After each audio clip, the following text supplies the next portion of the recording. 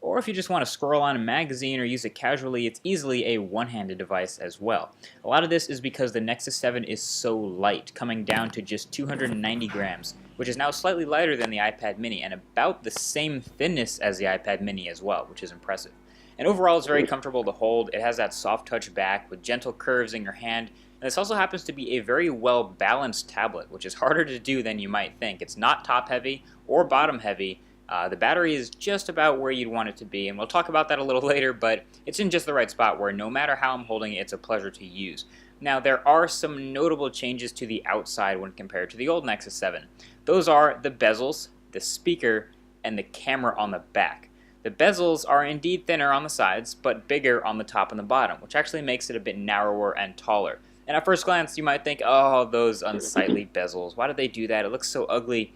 But when you start using the tablet, you soon realize that these bezels are really the only place to put your fingers when holding it in landscape mode, watching videos, gaming, etc. So it's actually a good thing that they put these there for easier use. The speakers are new, and they're pretty good. They're stereo speakers, and they're located on the opposite sides of the back of the device. Now yes, they're still back-facing speakers, and as someone spoiled by the Nexus 10's front-facing speakers, it's kind of hard to go back to these rear-facing tablet speakers. But on the whole, these are quite nice at normal volumes, and they distort a little bit at high volumes, but I think this is one of the parts of the tablet where they skimped a little bit to save money and tried to enhance it after the fact using some virtual surround sound software. It didn't really work. These are just, normal sounding stereo speakers. And then we're at that 5 megapixel rear facing camera.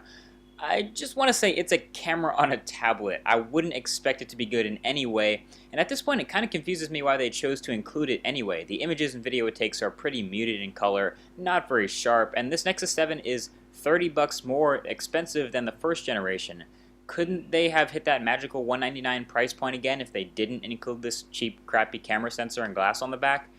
I don't know, who knows, but you still look at it and feel a little bit awkward taking pictures on your tablet anyway, so I would just ignore the fact that there's a camera on this one. Now the second thing that makes this tablet so magnificent, and it's easily my favorite feature, is the new display. It's not just a great display for a tablet that's only $230, it's a great display for a tablet, period. I love the Nexus 7's new display, and anyone who loves pixels with me will love it too. It's a 1920 by 1200 panel, which gives it a pixel density of 323 pixels per inch. That's the sharpest of any tablet on the market right now. It's also the best viewing angles and colors of any tablet on the market right now. It's also an IPS display that gets brighter than any other tablet on the market right now. It's just phenomenal. It's incredibly responsive. Every time I turn it on, I smile a little bit because using a tablet with a display like this is such a pleasure. It makes you never want to put it down.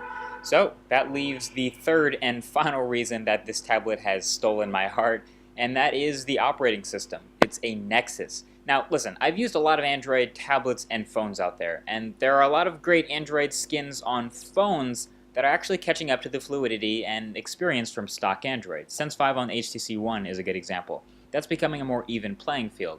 But there is nothing, just nothing else that comes close to a Nexus experience on tablets right now. I have serious trouble recommending an Android tablet that isn't running stock Android or something close to it. The Nexus 7 is no exception. It performs beautifully well. Inside of it is a 1.5 gigahertz sort of beefed up Snapdragon S4 Pro, which is a great chip, and 2 gigabytes of RAM. But by the way it performs and handles all of the simultaneous apps and multitasking, general everyday use and responsiveness, I really don't care what's inside because this thing kicks ass. Now, I did a separate video all about the newest features of Android 4.3, so if you want to check that out, it'll be in the description right below that like button. But overall, new customizations and trim support especially are just a home run on this tablet. So much fun to use. In fact, I think fun is a great word to describe this tablet. I found that if someone recommended an app or something for me to check out, I could just download it, install it, and start playing it in a matter of seconds.